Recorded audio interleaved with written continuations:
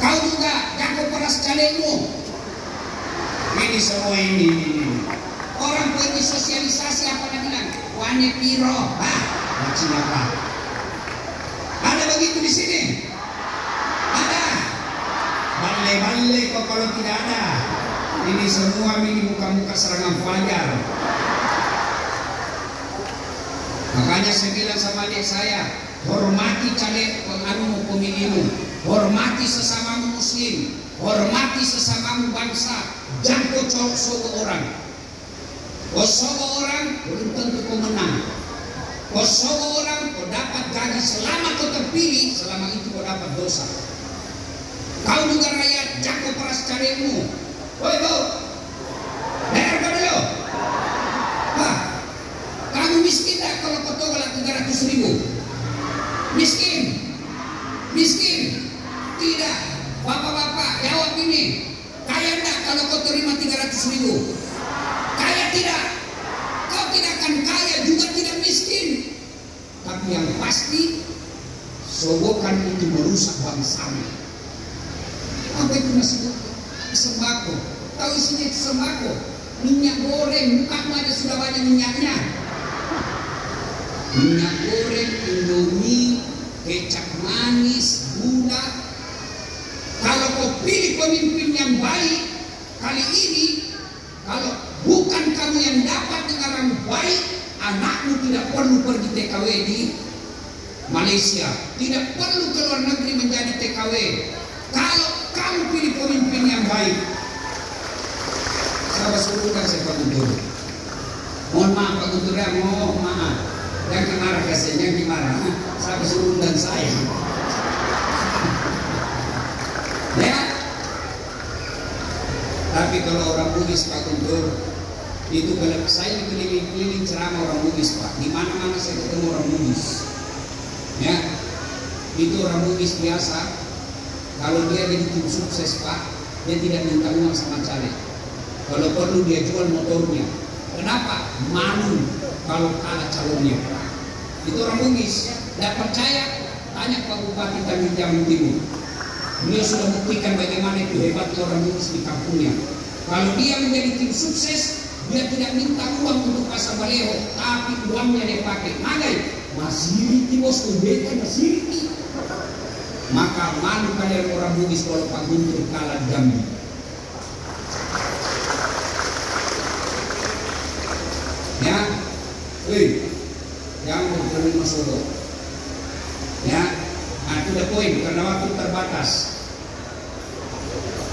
Kenapa Ibu? Ibu, Bu, dengar, ini seramiran.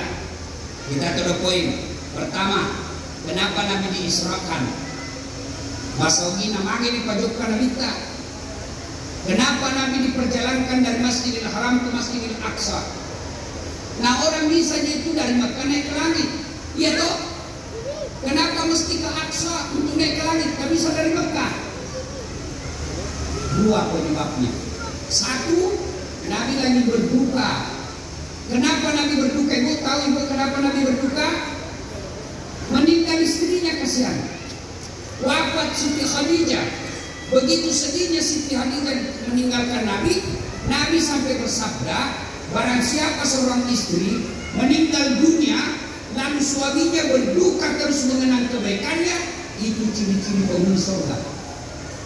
Ibu, kalau besok-besok meninggal nah suami tak duka terus, kenapa saya meninggalin istriku? Meskipun suka ngomel, tapi ku sayang ya Allah, separuh jiwaku hilang ya Allah. Kenapa bukan istrinya tetanggaku lesiku? Nah kalau begitu suami, maka ciri-ciri itu yang meninggal penghuni surga. Tapi kalau sebaliknya, begitu istrinya meninggal, masuk kamar suaminya berteriak merdeka. Nah itu ciri-ciri penghuni neraka itu. Nah ketika Nabi berduka, Allah perintahkan 4 malaikat, Jibril, Mikail, Israil, Israfil. Kata Allah, Jibril, turun kau jemput kekasihku Muhammad. Saya mau hibur dia. Saya mau hibur dia. Kemana? Ancol, bukan. Taman Mini, bukan. Ke Malaysia, bukan. Kemana? Ketemu dengan kamu. Bu, ibu, bu, bahagia nggak kalau ketemu presiden? Tentu toh. Jangankan presiden, saat latih saja ketemu kita sudah senang, ibu ya. Ya toh. Ada tadi sentistas, blanistas, kaguristas, sentistas, kagustas. Dalam hati kamu yang kabur. Ya, ketemu saja manusia, ketemu sama artis, ketemu sama pejabat, kita sudah bahagia. Gimana kalau ketemu dengan Allah?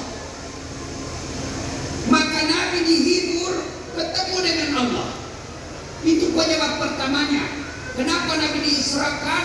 Allah ingin menghibur Rasulullah Muhammad SAW. Lalu kenapa mesti ke Palestina? Kenapa tidak dari Mekah langsung naik ke langit? Allah jawab, minuriyahu min ayatina. Meluk kita tanda-tanda al-Qur'an.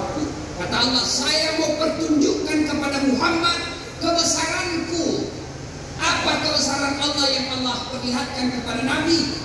Ada beberapa kejadian. Satu, ada perempuan cantik, kukunya terbuat dari tembaga api neraka. Dia cakar mukanya, dia cakar. Tapi dia bilang sakit, tapi dia cakar sih. Sakit, tapi dia cakar. Dia cakar badannya. Dia makan bangkai orang mati di depannya. Lalu Nabi bertanya, wahai Jibril, siapa manusia bodoh itu? Dia tahu sakit tapi dia cakar. Dia tahu bangkai tapi dia makan. Siapa dia Jibril? Jibril menjawab, itu umatmu yang suka cerita kejelekan orang. Ini semua ini. Ini kali ini pemilu pesta panen setan. Silakan kau berbeda calon, boleh. Silakan kau pilih jagoanmu, tapi jangan kau jelekkan lawanmu. Silakan kau coblos siapa yang kau suka, tapi jangan kau jelek-jelekkan orang lain. Kamu dapat dosa. Woi bu, pak, masih ingat pemilu 2019? Masih. Siapa bertanding? Joko Widodo lawan Bapak Prabowo. Siapa yang menang? Siapa yang menang? Joko Widodo. Siapa menterinya? Dia kok? Waktu hina, waktu debat, waktu mati, waktu dapat, waktu jelek-jelekan, waktu dapat. Selesai presiden, satu paket. Kamu sama tetangga masih baku musuh. Apa namanya kalau bukan beleng-beleng? Jelas. Kalau tim sukses saling memaki, saling menghina, wajar. Kenapa dia menjadi menteri? Kalau kontraktor saling menjelek-jelekkan calonnya, lawannya, saling menyerang lawannya, wajar. Kenapa dia mendapat proyek? Kalau kamu tinggal di Tanjung Jabung Timur, pesisir pantai, nah kenal itu calon. Waktu jelek-jelek mako, waktu serang-serang kok, orang sudah dilantik, kamu masih waktu musuh. Apa namanya kalau bukan beleng-beleng?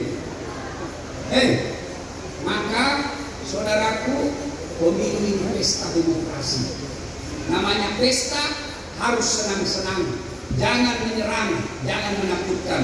Saya setuju dengan Pak Ketua tadi katakan, tidak boleh ada intimidasi, tidak boleh ada menakut-nakuti. Namanya kita pesta, mari bersenang-senang, pesta demokrasi. Kalau pesta yang ada di benak kita makan-makan, yang ada di benak kita senang-senang, yang ada di benak kita ada hiburan, itu pesta. Hanya satu orang yang pergi pesta cemas. Kenapa? Ada selingkuhannya ikut dan ada juga istrinya. Nah itu pencemas itu dia itu.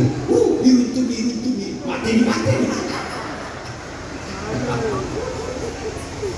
Ya, pesan kedua, jangan berpecah belah. Satu, jangan bercerai, jangan saling menyerang, jangan menjelek-jelekkan. Yang kedua, jangan berpecah belah. Ada yang suami istri bertengkar gara-gara pilcaleg, gara-gara pilpres. Kalau kau senang Pak Guntur, silakan. Kau senang RNC, GMC, silakan. Kau mau coblos ketua direktur RMC, silakan. Mau kau coblos, itu yang gak besar-besar orang lah. Yang tadi penampilannya apa? Pakai tonsel berbantau. Seperti kuliah pasal umum dalam versi jumbo. Acun Pak Guntur hari ini. Ya Ibu ya.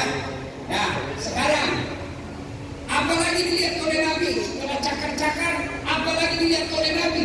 Ada orang itu petani, dia tanam beras, dia tanam biji. Begitu dia tanam biji, satu biji langsung tumbuh. Hebatnya lagi langsung berbuah. Hebatnya langsung panen. Dicabut buahnya, muncul buah baru. Tanam lagi, muncul buah baru. Tanam langsung panen. Ada begitu di Jambi?